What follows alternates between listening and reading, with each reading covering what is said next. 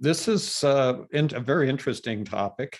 One little note of explanation here at the beginning before we get right into all of the different things that I'm going to talk about in this hour. The first thing that I think is important to understand is that FamilySearch does a lot of what you would call special event activities that come up on FamilySearch. They've done them for the US Census. They did it for the Civil War. They've done it for pioneers.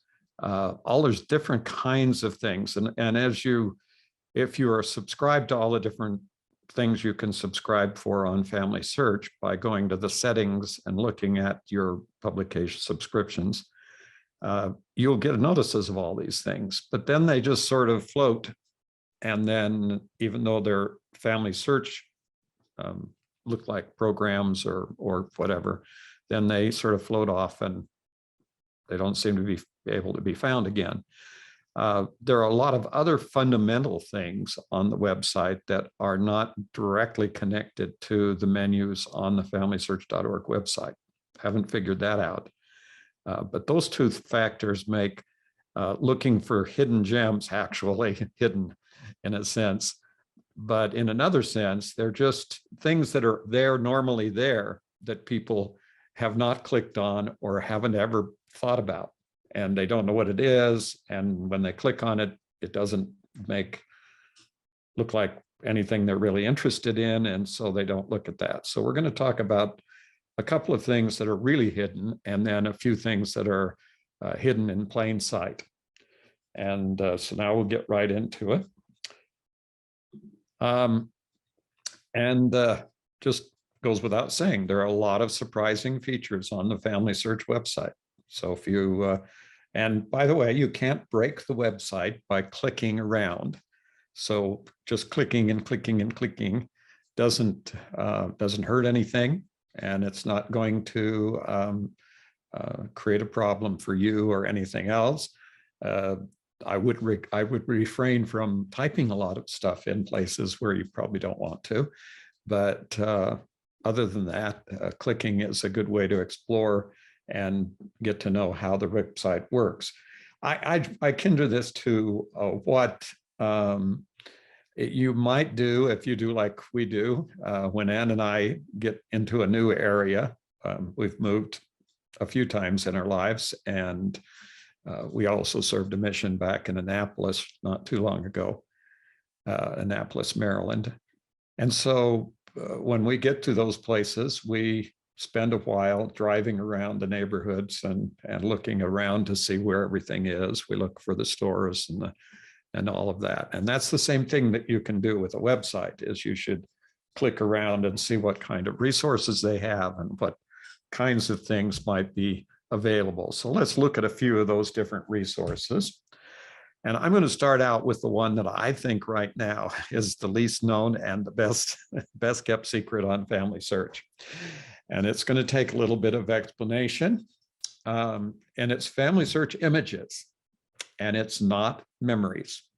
And it's up under the search tab. If you go up in the top, it says FamilySearch, Family Tree, Search, Memories, Indexing, and Activities Temple.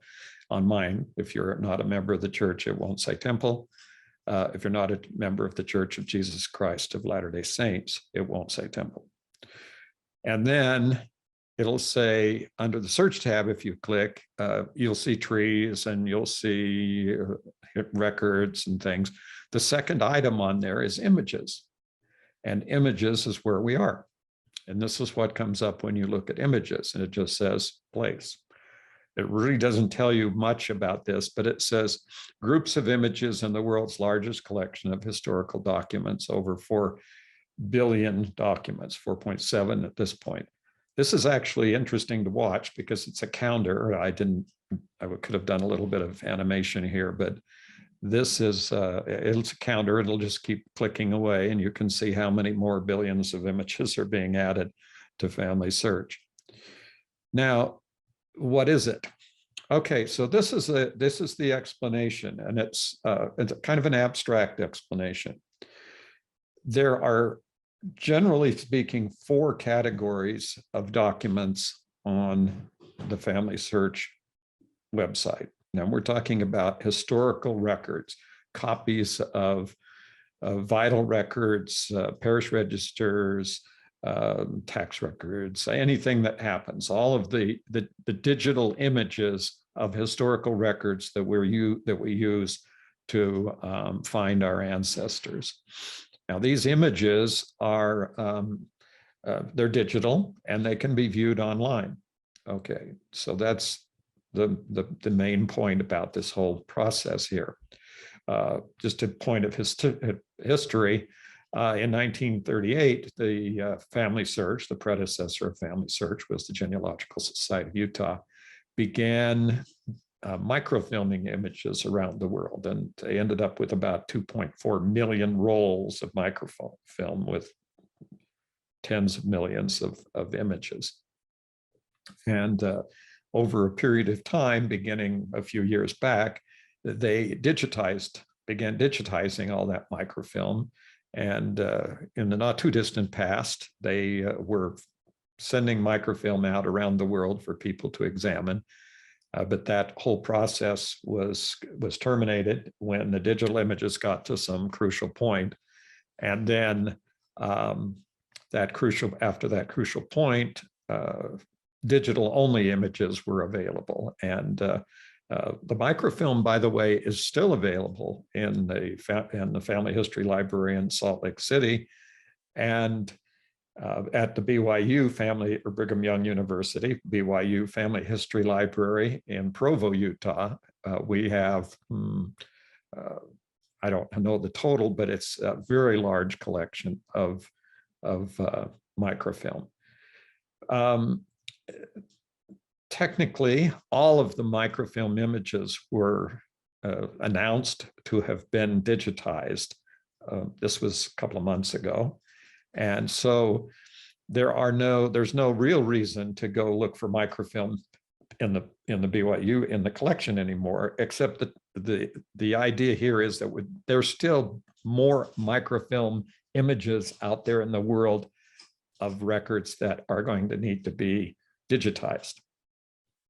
Not necessarily the ones in the original group of images of 2.4 million images, rolls of microfilm that were sitting in the granite vault up in Little Cottonwood Canyon outside of Salt Lake City. So this is the situation. Now, all of those images and all of the images that are being acquired are being added, and there's constantly images being added to the collection, and I'll talk about that. Okay, so let's go back to the categories now of these images. The image categories start out with indexed images. That means that we have digital images to which there is an index done by indexers or by third parties for FamilySearch, and that you can enter a name into a search field on the historical records collection and get a search of the records that are indexed. How many records out of all the records sitting on the FamilySearch, meaning all these digital images out there, how many of them have been indexed? The latest and most accurate figure is about 20%. That means 80% of the images that are on the program are not indexed.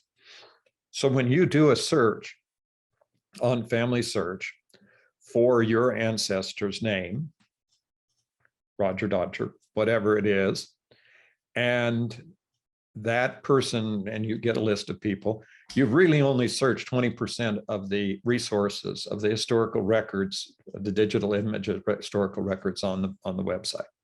That's the reality. Okay, so now what about the 80%? Now we go to the catalog. The catalog is the second part of the website that has links out to collections of images. And so you can go to the FamilySearch catalog. All of these are up under the search tab up here.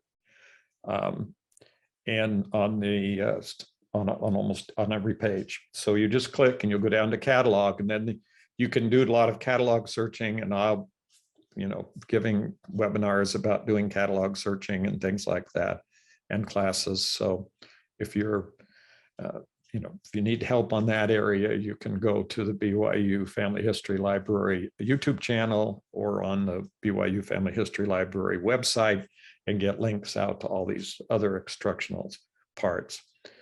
But let's say, suffice it to say that a certain part of those images have been cataloged. Now, cataloging means that they've been examined and put into different categories and made available to the catalog so that when you search, you find that set of images. And so then the next set is, how many of those images are there? Well, it's a pretty, from my fair guess, it's probably another 20 or 30% of the images. Yep. And I really do think that over half of the images on the FamilySearch website are neither in the catalog nor are they indexed. This is where you get to those images, FamilySearch images.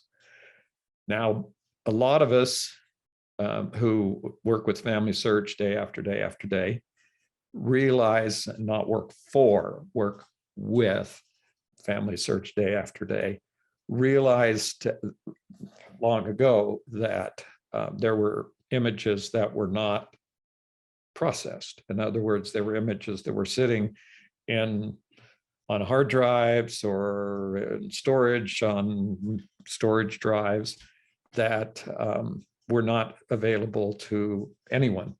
They were just being waited for this process of cataloging and indexing. And so basically, after quite a considerable period of time, FamilySearch finally agreed that they would basically just add the images to the website without cataloging and without imaging, without basically doing any indexing. So this is what the images are. So in the background, you'll see that there's a camera station for taking digital images of a record. This was actually our camera station in Annapolis. And basically what happens here is that a camera takes that image. The image is then recorded on a hard drive. Once a week, all of the over 300 camera operators out there around the world send those images off to Salt Lake City. And those images are then removed from the hard drive. And then the hard drive is sent back to the people for the missionaries for another round of sending. So we call those hard drives the shuttles, because they went back and forth from between Salt Lake and between us in doing the imaging. So then here's the images. The images are now sitting in Salt Lake.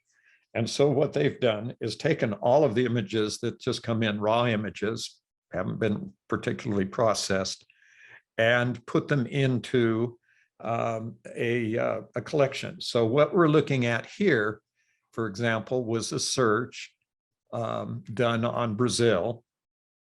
And it basically searched, and this is the most recently added, so it's in order of them being added. If you had the dates here, you would see that these were being added daily. And what these are is essentially one shuttle of what's happened in acquiring images. Now, the number of images depends on how they're classified, or whether there's a new book of records or a new pile of documents or whatever. And so here we have Brazil naturalization records. We have 5 images. And up at the top up here, and I'll explain all this, it also shows a number. So if we now move over to another image here, this is the actual page if you did a Maryland, United States search. So if I searched in the images section, this is not the catalog, this is not the historical record collections, you have to get to it by going to search and click on images and then put in a place, and it will take you to that place. So this is all location oriented. So to find a record for your ancestry, absolutely need to have the location of some event that occurred in your ancestor's life to begin to search. And if you don't have that, you're just floating out there in space. You just haven't got any way to go anyplace. And but once you do that, so here's the Maryland United States search.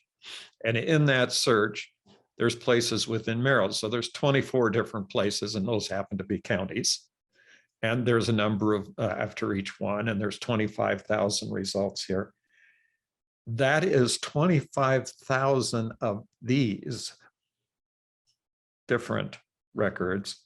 And I don't show the bottom, but there's probably 100 or 50 more pages, a couple of 100 pages or more of thousands and thousands of these. And so each one of these sets of images here is essentially a week's worth of images for not necessarily the only images done that week, but at least during the time that between shuttles being sent back to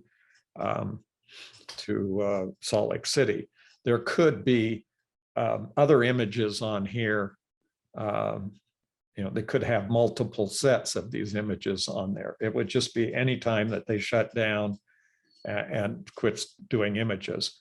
In some cases, it might be one day. In some cases, it might be the entire week. So there's the situation. So all of these are out here. And what happens? Well, let me show you here. First of all, this is identifying the records. They are Baltimore, Maryland, United States records. Baltimore meaning Baltimore City in Baltimore County in Maryland in the United States. Baltimore actually is an autonomous city, and they have their own set of records, but they're still identified as being in Baltimore County. Land estate records, official records, will records from 1927. There are 443 images of the original wills, and this is the volume where they are located in the particular archive. And this probably came from the Maryland State Archives, the same place that we were doing records.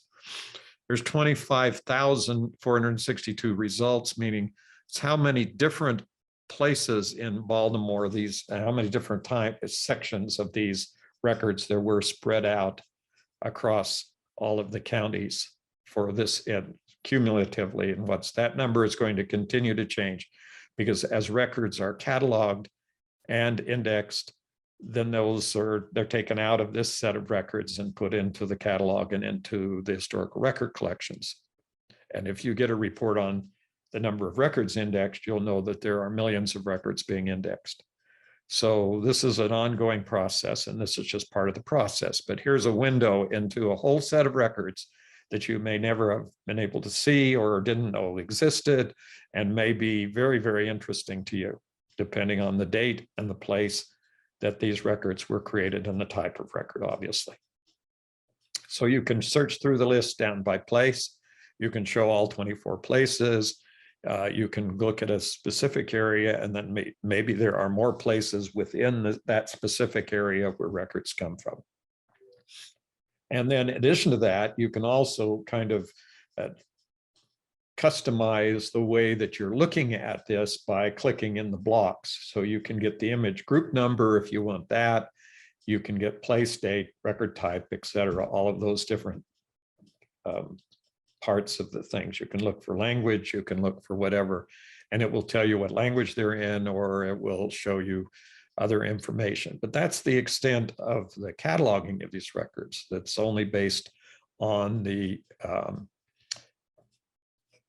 location. Okay, we're moving out of that.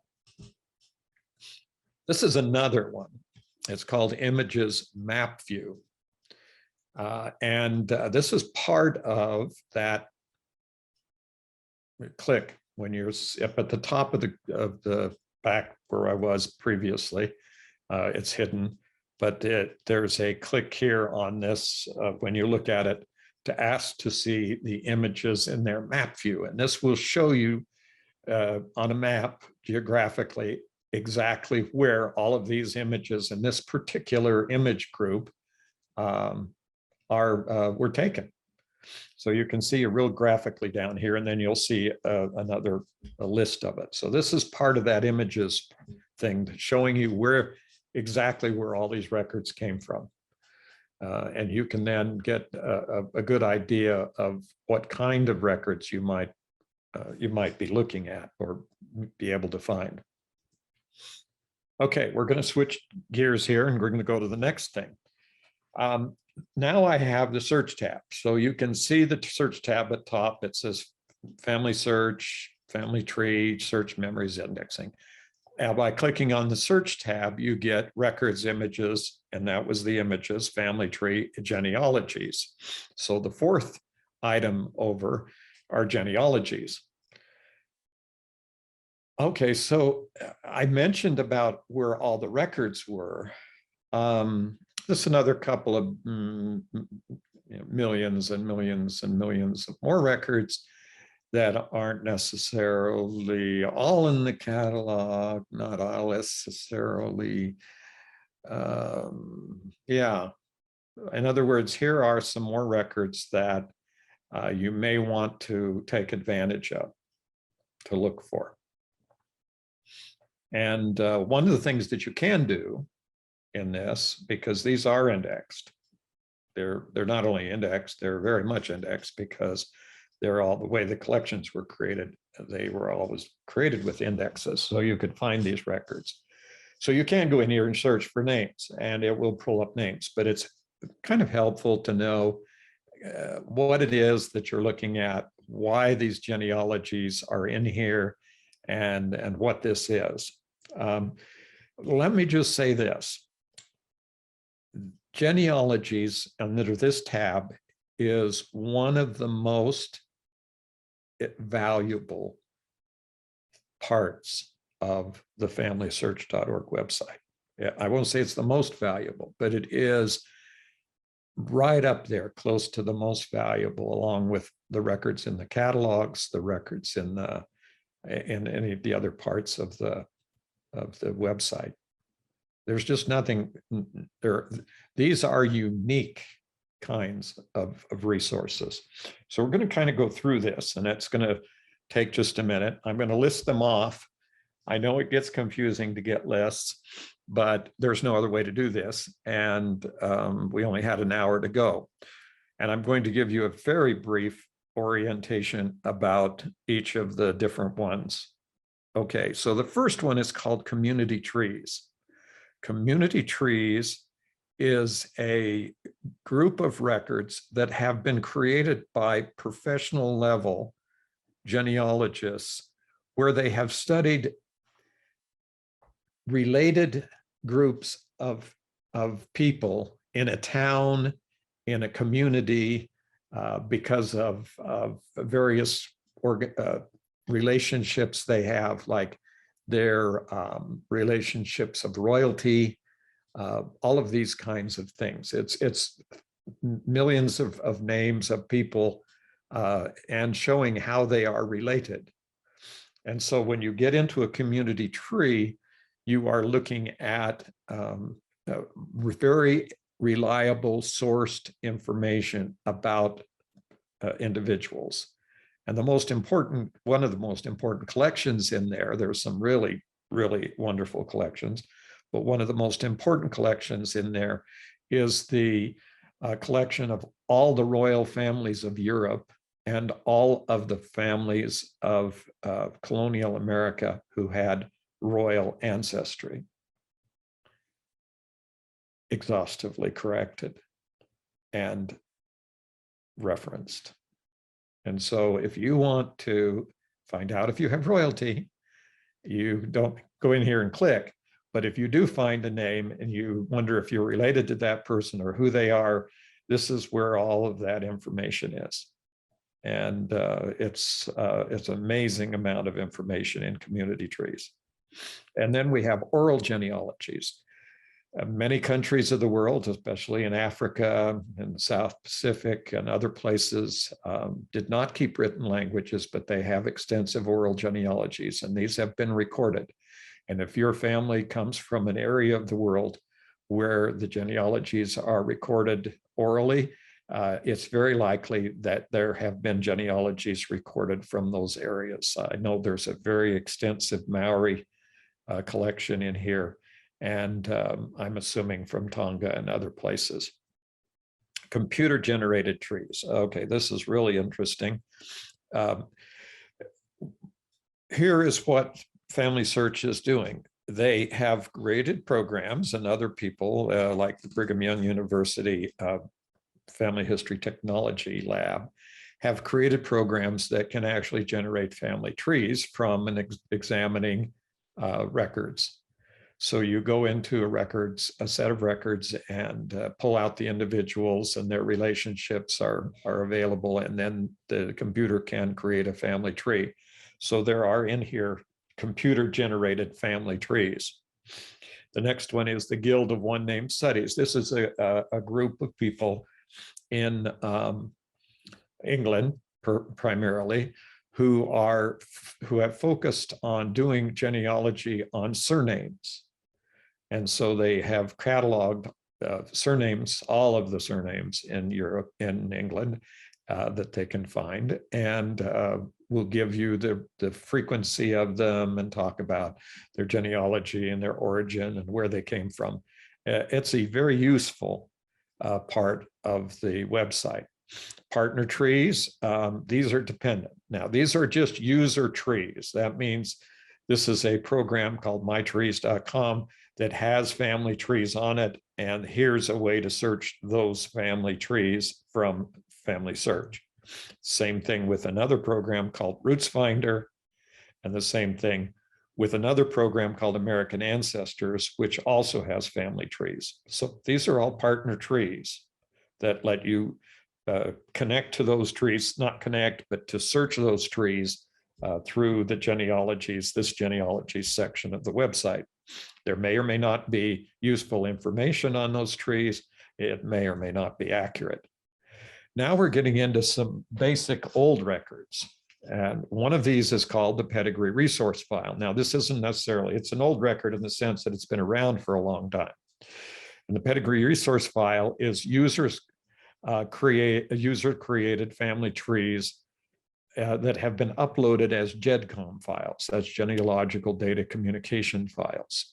And the pedigree resource file has, excuse me, has, I have no concept of how many there are. There's just overwhelmingly large number of family trees on there.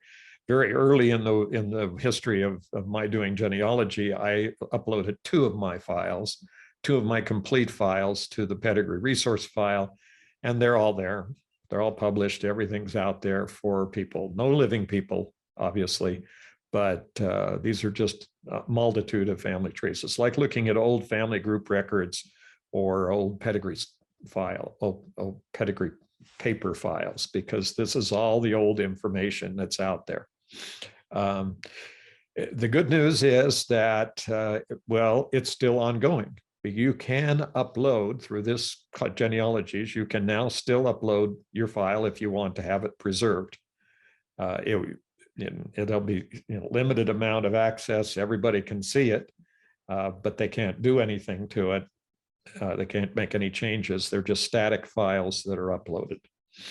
That's the pedigree resource file. The other part of this that's important to understand is that much of the content of the pedigree resource file was the original information that was used to create the FamilySearch family tree. Actually, it was the information that was used to create new.familysearch.org, which was the predecessor program to the FamilySearch family tree, as was the ancestral file. The ancestral file is slightly different. These were paper resources that were submitted to FamilySearch and entered into the computer. And these were part of programs that were ongoing in the church for people to submit their 4 and 5 generation programs. and as well as other resources that were submitted to paper files that were held in the Family History Library in Salt Lake City. And this ancestral file is extremely large. It has a lot of information in it, and a lot of it is what we've been correcting for the last few years.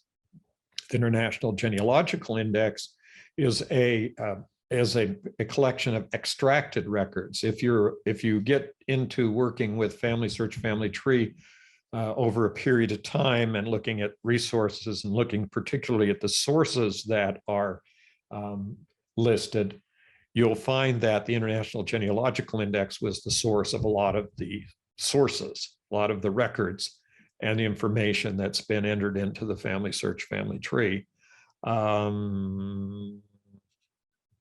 There's still a lot of things that need to be changed. One of the problems that it created was that it entered birth, marriage, and death information separately without any connection. So everybody in the file who was born, married, or died has at least 3 or 4 records in the FamilySearch Family Tree. So that's kind of an interesting situation there. Okay, so these are mostly user-submitted resources with some notable exceptions. When we use the term user-submitted, what we mean is the same thing that everyone else is doing in adding information to the family tree. If you are one of those people out there pulling out their hair because there's mistakes being entered into the FamilySearch Family Tree and the information isn't correct, or I have to correct it all the time, then you'll realize that the rest of these family trees are not at all reliable. However, the first 2, the community trees and the oral genealogies, do not fall into that category and are very, well, I wouldn't use the term very, but they are reasonably reliable. And they need substantiation. You need to do other work, but they are amazing resources. And they have high data accuracy. So those 2 are the only ones that really have that kind of characterizations. And as I mentioned, Genealogies has the royalty of Europe complete and searchable in the community trees. Everybody, all these people going back. So, and as all the dates and everything coming out is wherever, and usually can tell you where that information came from. And this is the file. It's called Europe, Noble and Royal and Noble House, date range 400 to 1900.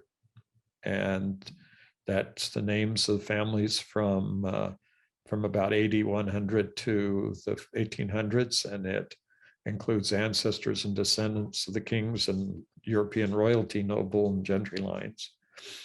And to the extent that has been possible, a lot of this information has been, and it continues to be corrected as there's more information is obtained. So it's a fairly accurate. The other one is the British Isles, families with peerage, gentry, and colonial American connections from, once again, these are from 15 reputable publications, and they're very important.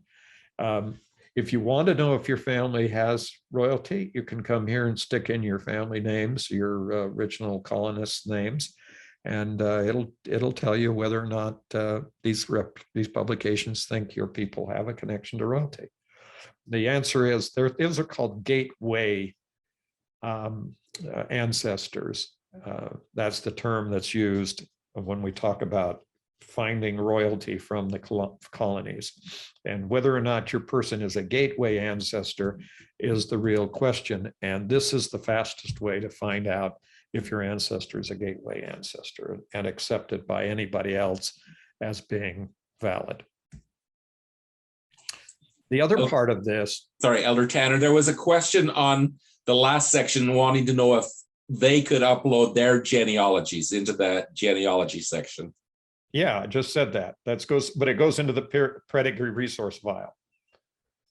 If I said you could take a GEDCOM file, you need to have a GEDCOM file. If you have it in Roots Magic, or you have it in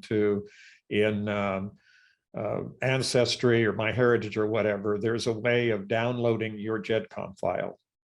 And then you can turn around and click on the submit your information, and then it will allow you to upload your GEDCOM file to the community's pedigree resource file, and then it'll be there and preserved. And it's like a good way. Well, it was a way at one point in time of backing up your file when there was no other online backup procedures available.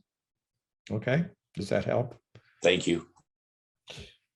Okay, this is an idea of what's in that community trees, and this is for Norway, and there are 250 communities in Norway in which all of the people in that particular community have been identified and the relationships have been established. So what happens if you happen to have somebody living in one of these towns?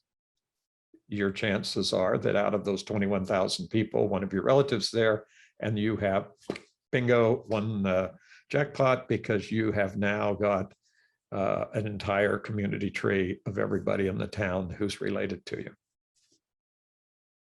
That's it. That's what it is. And like I said, a lot of people do not know this stuff is here, and they certainly don't know how to use it once they get into it. But that's where you just have to click around and look and see. Here's the other one. You may not even understand this, but this is the Mayflower families through 5 generations, descendants of the Pilgrims who landed in Plymouth, Massachusetts. Now, if you go up on the family tree and you happen to have a Mayflower ancestor, you may have noticed, and if you're watching your Mayflower ancestor, you may have noticed that people are constantly changing those Mayflower ancestors. My Mayflower ancestors average about 100 changes a week. The answer to that is, this is one of the biggest wastes of time that I can imagine that's happening on the family tree, is taking people like these who have extensive research that has gone on for well over 100 years, and where I am guessing millions of dollars have been spent in costs, and they have been so completely verified and sourced that it is entirely beyond any kind of controversy. And this is they're all there. If you want to go look, you'll find all the information, and this is the standard. This is the information. Anything that's put in that varies from the Mayflower family of 5 generations, these are called the silver books. Anything that varies from this, it's wrong. It's not true. And if you think it's true and you're saying, oh, I absolutely know that this is correct, well, fine. You can go to the Mayflower Society and try and join the society and give them your information and see if you can get into the Mayflower Society with your information. If you can get into the Mayflower Society and they say, oh, by the way, you just changed our books, then you will become, pretty much famous in about that time among a certain group of people, because these changes come across about once every decade of that, after people. And you've got people who are living in England trying to find some of the connections that with the Mayflower. So this is just one of those other areas, and they're all sitting right there for free. I mean, the books cost like big bucks, like $50 to $75 a copy of each book. So it's not like something you just run out and buy. I happen to have some because they're very convenient to have when you want to look quickly for that particular person. But it's all here. Just like you'd like to know.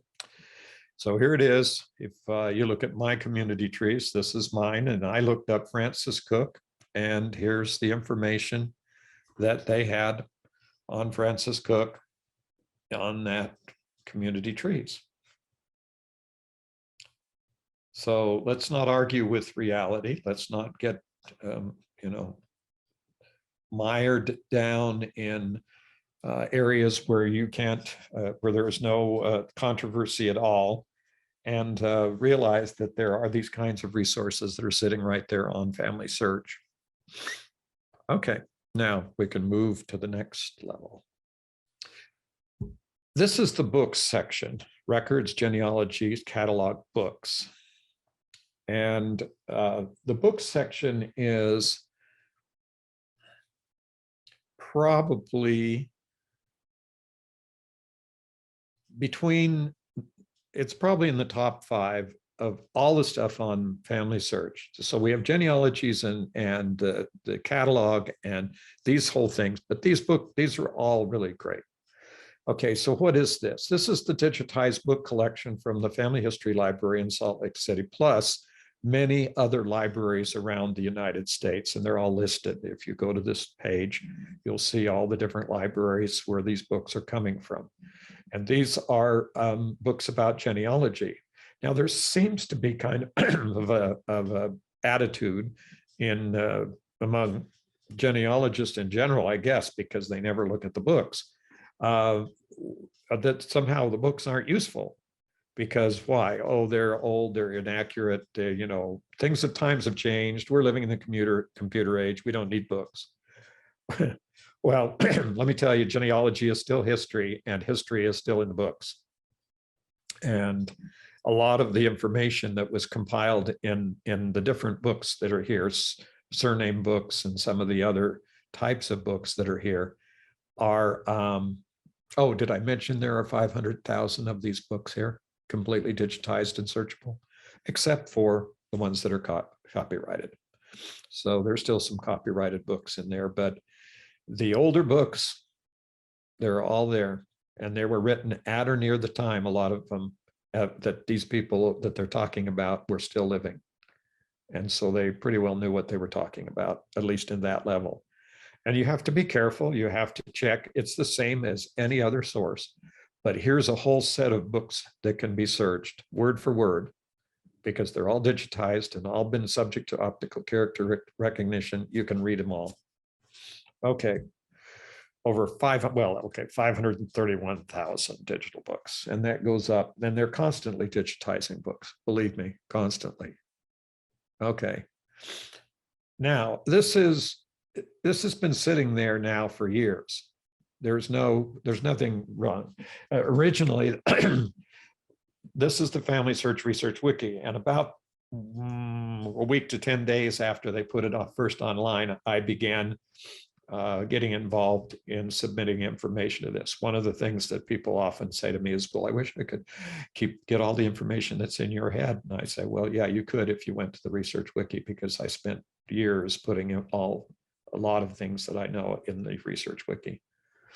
So being involved with this very early on, we had committees that met weekly, and we weekly added information to get the core information into this resource. And this is not a records. This is how to find the records and what the records are and how to identify what they contain. So this is your instructions in part of what happens. And it's, once again, it's all organized geographically. They put a map right on the cover here. This is all changed not too long ago. And so you go in there by geographic area. And if you're not aware of where your ancestors lived, you've got to find that information before you can really get started doing any kind of research. Okay. So this is how to learn where and how and where to research. And they have guided research. So in all these different countries, they have, you can click and it will tell you, do this first, do this, then do this, then do this, etc. Guided research and a resource. They also have research tips and strategies. They tell you if you're looking for a birth date, try these records first, and then other useful records. That's in England, and they'll have the same kinds of things for other countries. And over on the right-hand side, you'll see a list of all of the different types of records that are available, in this case in England. And those are the that's almost a checklist for looking up information on anybody that you have interest in England. You should be able to find records in many of those categories about people in England. And then there's Record Finder. If you want to search for a record, kind of searching for a birth date and a place, and then it'll tell you the best records to search, and it'll tell you all the other records that you need to go to get further information. Okay, now this is another shifting gears, moving into a different part of the hill here. We're going to look at view my relationship, which is right over here. And this is on anybody's page. And I'm just calling attention to this because it's something that people haven't either focused on or don't know that it's there. And they are just kind of a interesting little whatever it is they don't care about. Well, this is how you keep going and how you keep finding out where you are and not get lost. This is the map for having to how you continue to survive. So when you do this and when you click, you will get, let's see, oh, I can't do that. I have to click here. There we go. You have to, let me get back. Okay, there we go. I clicked too fast. You can get to the timeline and the relationships. Let me just go back. Here's the relationships. Okay, I was clicking and not seeing things changing. This is how you're related to that person. So now you can see who it is you knew, how you got to that person and how you're related. And if it came down, there'd be more telling you all of that information. So this is a very useful way to keep yourself on task when you're looking. And then the next one would be the timeline, which is listing here. And the timeline is this. It will give you all the information that you have about that person set forth in a chronological order. And then it will show you on a map where all of that is located. And this becomes extremely useful for a topic that's called cluster research, because it can get you into specific geographical areas where your information might be located. Now we're going to go into another subject, and that's you following. If you follow an individual. When you have an individual, you have a way, let me go back quickly, to follow that individual. This says I'm following, but if it says follow, that means you are not following that individual. So once you follow that individual, it's added to your following list, and you go up here to the top and it'll tell you who you are following. In this case, I'm following quite a few people, something over around 400 on the family tree, which means that every week FamilySearch sends me an email and tells me if any of those people have had any changes. That means if anything's been added, changed, or deleted from that person's particular person. And so basically we use this to monitor the status of all of the people that we're interested in. And we can see how many, and if there's been a change and it's not correct, then we can go in there and just make a discussion, correct it, get involved with the other person that just made it and try to educate them or help them, or basically if it keeps escalating, it may get into a problem. But those are the kinds of things that the basic whole idea of a tree like this is to allow people to collaborate and help and remind everybody to remain civil. Do not try to violate the terms and conditions of the use of the website by using bad language or anything like that. One thing, we're getting close to the end here, is the FamilySearch Community. And the FamilySearch Community is just what it is. It's different than the communities. Confusion. Communities is one thing, community is another thing. And so when we're talking about communities, we're talking about those records. When we talk about the community, we're talking about talking to other people and FamilySearch about questions and getting questions resolved and some answers. So by clicking on the communities link under the help menu, it's under the help menu, the little question mark up there. Down here at the bottom is the community link, and that will take you to the community, and then you can get help and research in groups.